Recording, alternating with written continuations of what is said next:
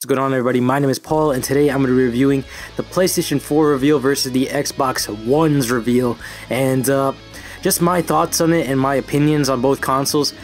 Now, I'm going to try to keep this as unbiased as possible and tell you guys which one I like the most at the end, but for the most part, the Sony press conference. Okay, so the way it went was basically they talked about the games, they talked about the hardware, and that was pretty much the core part of the press conference. Now, a lot of people criticize them for not showing the actual console itself, but I would like to state that when you talk about PCs, do you ask about the case of a PC?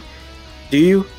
I really don't think so. All you need is the specs. You don't really need anything else. Anybody else that asks for more is clearly a little on the weird side if you're talking about technical aspects of things. I mean, who asked for a case? When you're comparing PCs, what type of case do you have? That's not what you do. You talk about the specs, and they went straight to the point, got to the real meat of the games.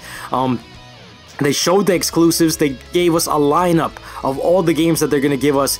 They didn't hide anything pretty much for the most part. They told us what games we're getting. They're still holding a few cards for E3 because they didn't want to show the console because their plans were to get the next gen name like associated with the PlayStation 4. Anytime you thought of next gen, you think of the PlayStation 4 first before the Xbox. So the PlayStation 4 and Sony were really thinking ahead. In my opinion, they really were ready for anything headed their way. It was like they're playing a game of cards, and they still have a bunch of cards left after this Xbox press conference. Now, the Xbox press conference, they were pretty straightforward in their own way as well. They show you the console, they show you the specs, which is practically the same thing as the PS4's.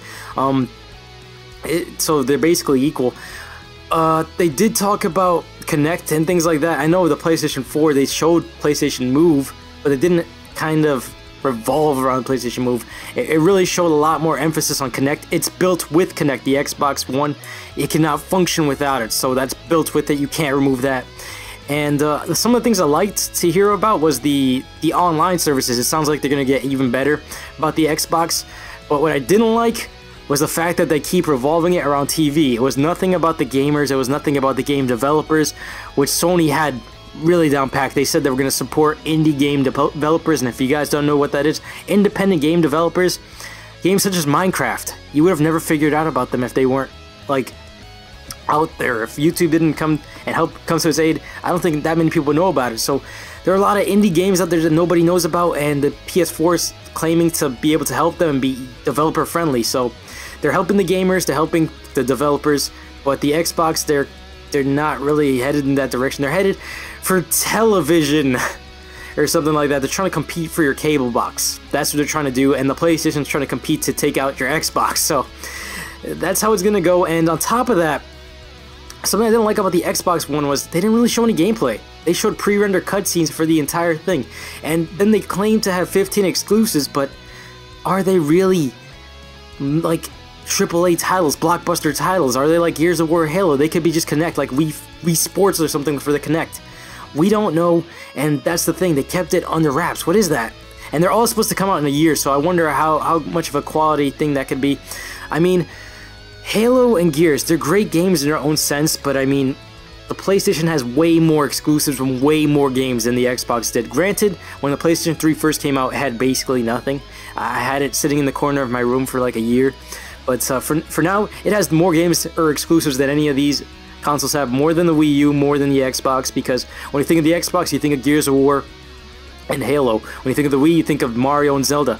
When you think of the PS3, I'm not sure if you guys that just follow the Xbox, the Wii, know this. There is a bunch of games falling from Uncharted, Infamous. You got Kratos from God of War, you got Sly Cooper, you got Ratchet and Clank, you got Jak and Daxter, but that's not necessarily a PS3 game, but that's what I'm trying to say. Sony has a bunch of AAA title games that are just blockbuster level quality, and they're all coming to the next gen practically. And I really feel like if you guys had to make a choice, because I know I'm getting all these consoles anyway, if you guys had to make a choice to spend around $400, because I think that's what the price point is going to be, $400 to $450, what would you guys spend it on? In my opinion, I would spend it on, if it was between the Wii U, the Xbox, or the PS4, I would spend it on the PS4, and here's why. The PS4 is going to have everything the Xbox 360 had, at least with the party chat functionalities and everything like that. It's going to have that. For me, having both the Xbox and the PS3, I've noticed that the Xbox has way better online because of that party chat. But without it, the console would suck donkey balls. Honestly, the Gears of War and Halo are good, but it's not enough to keep me on it without that party chat system. It's great to have your friends make every game better because of that, but if the PlayStation has it, that's an instant sell for me. The PlayStation's also going to have better games, in my opinion, such as Infamous Second Son, and one of the most underrated games ever. Infamous is it. And they're going to probably have a God of War 4 and stuff like that, but, like I was saying, the Xbox, honestly, I feel as though, I mean, I even have friends on the Xbox that admit they don't have anything to play. And why is that?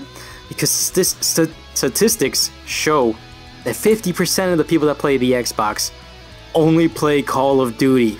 So if you only play Call of Duty, buy the Xbox 720. But I'm just saying, the PS4 is going to have that as well. It's just a better bargain for your money if it's like this. If the consoles are going to go in the same path that they're in now, judging from these press conferences, spend it on the PlayStation 4, and it's way more worth your money and time, because if it has more games, it's better for you. If they're gonna cater to the gamers, it's better for you. If they're gonna have the party chat, way better for you. If the Xbox somehow has really good quality exclusives, which is kind of, I don't know, I doubt it, because it sounds like it sounds like some kind of propaganda. I don't know. I don't feel like they're gonna be quality. They don't really have too many games that have been built up to the status of Gears of War or Halo, while the PlayStation has been working on them since the PlayStation 2 days. Like, you have God of War being worked on since then, Ratchet & Clank, things like that, of that nature. So that's just my thoughts and opinions, honestly, in this direction where the Xbox is headed. If you just want to play games like Call of Duty, and I really feel like that's where it's headed. That's where the Xbox was headed all along.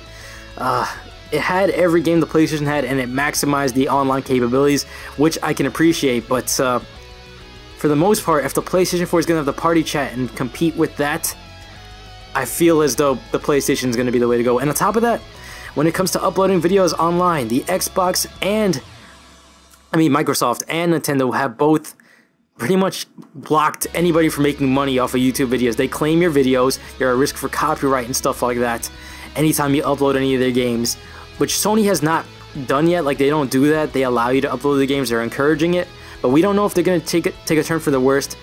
It's all up to the future and that time, but that's it for today, everyone. And also, the cost of the games as well, they've been confirmed for the PS3 to be from $0 to $60, so I don't know what they're going to be for the Xbox One, but that's what I just have to say. Anyway, I'll be seeing you guys next time. If you guys enjoyed the video, hit up a like and favorite. Tell me in the comment section below which console you're hyped for.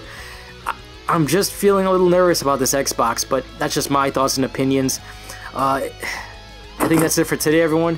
I'll be seeing you guys next time with more news and information. If you guys want me to discuss anything that I haven't discussed in these videos already, tell me also in the comment section below. Until then, everybody, peace. You are not in control.